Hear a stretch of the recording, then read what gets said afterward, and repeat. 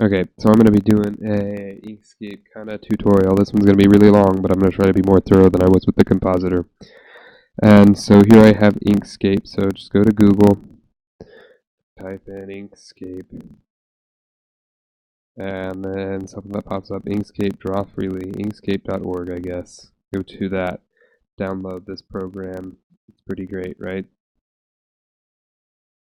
Download Windows. That's what I have, 32-bit exe or something, and that's how you get it. So this is the program, and so I'm going to mouse over to this tool right here, the square, and I'm going to draw one. And if yours has color, don't worry, we'll fix the color in a second. First I'm going to get the size down, so I'm making a thumbnail, 1280, tab, 720, tab. Awesome, hit enter. Well, so now I have this shape that's that size. I'm going to click the selector, and now I can click on it and move it around. And so now I'm going to add some color. So I'm going to change my A here, my gradient, all the way to full. And I know my color is 30, 30, tab 148. And that's the blue I want to use, because that's the blue I used in here. And so I got that number by I had my editor here and hit film. And to match the color, I wanted this blue, so I've selected this thing, left click, properties, click on that, and I get this 30, 30, 148 color here. So that's how I did that and got the color for it. And so now I have the square, it's the right size. I'm going to come up here and select this button right here. And this one right here will zoom in to the selection. So now what I want to do is add some text. So I'm going to click the text tool and draw a box. Make sure I draw it big and write and daily in it. Hopefully spell it right. And I'm going to hit Control A. I'm going to click the white down here. If you're not sure on color, I would stick to these so you can remain consistent. I'm going to come up here and type Montserrat. ONTS. If you don't know how to add a font, go look that tutorial up. I'll have it linked below, and I'm going to use bold. So I click that. I click the arrow here, and so now I have this vectorized text. Hold Shift and Control to grow it at the proper size. And let's see, it moved. It looks like the proper size. Holding Shift and Control and making it bigger. Holding Shift and Control one more time. Just trying to get it to a good size. So that looks like a good size. So I'm going to hit Control D. I'm going to use my arrow keys, arrow right a little bit, arrow down a little bit. Now I'm going to select the black color. The Control D duplicates it, so now I have this black and daily and a white and daily.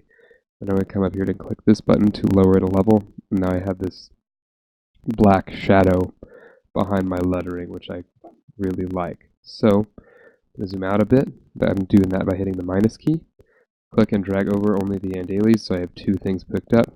And let's click this button here. So what that's going to do is take those two things that I have, the two texts, and bind them together. So I can hold Control and Shift, make it a little smaller if I need to, and I have that. So now what I want to do is create a box. And I'm going to use that box to write another thing in there. I'm going to take the box tool, draw another box, and I'm turning this thing all the way up. That. I'm going to click the dropper, so I can click this color, so it's matched exactly. I'm going to go HSL and turn the Luma up a little bit. About right there. Doesn't matter perfectly, 173 if you're interested to recreate this perfectly. And now I'm just going to drop that out there, holding Control and Shift, make it equally bigger, and that looks good. I could hold that there and drop it back. That looks kind of neat. Maybe I'll do that even. Just holding Control and Shift to keep it the same size. We'll do that. I'm going to click Control Z since it moved there and I didn't want to do that. Take this, Control D. I have another one now. I'll pull it down. To pull it straight down, hold Control. And I'll hold it right there. And so now what I want to do is make some of the angly bits I use in some of the stuff. So I'm going to click this shape, stroke fill. I don't want any stroke. I don't like stroke on anything. I like the clean cut kind of look. And I'm going to click this And go to the Bezier pen here.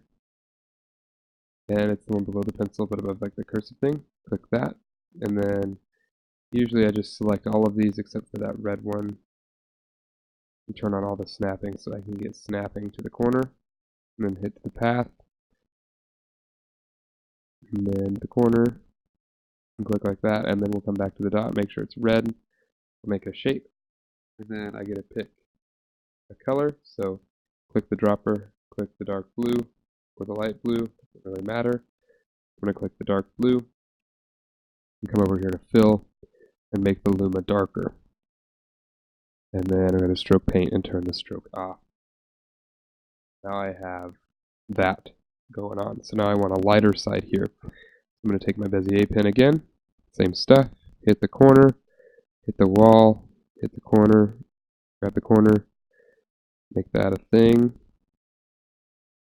And now I'm going to take my dropper, click the blue, change the Luma, going to make that lighter, about like that. I can click this, stroke, no fill, and so that's how I'm getting this boxy effect around my stuff when I want that.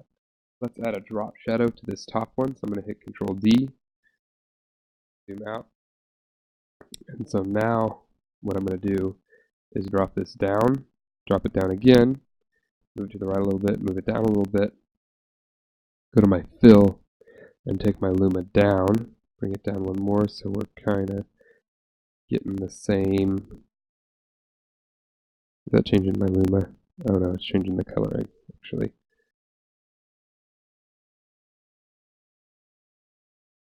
Uh-oh. Let's see. So we're going to delete that one, I guess. I don't know.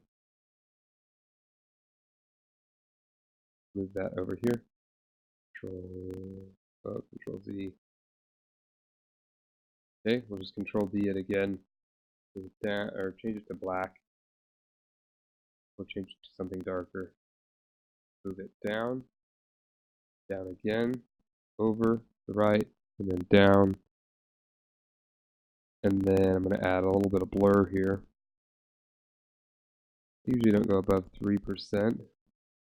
And then actually, maybe I want to make it lighter. Yeah, let's make it lighter. Let me hit Control Z.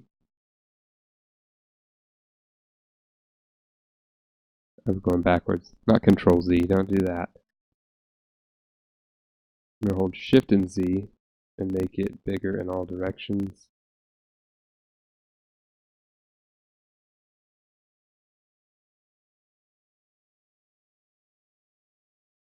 And now I'm just positioning it. Now I'm going to hold Shift, and that'll move it equally on both sides of the thing. Oh, so now the selector's coming away, so I just click off the dot one. That'll turn them all off. I want to make fine adjustments here. Move that down a little bit. And that's kind of how some tricks I've learned using Inkscape to make things look better. And then you can select all of those, group them together, and drag that thing down a little bit to make it look better. And I come in here, grab some text, and write format changes. Another font I like to use, Nexa Light, solid one. Make this font white. Click the arrows.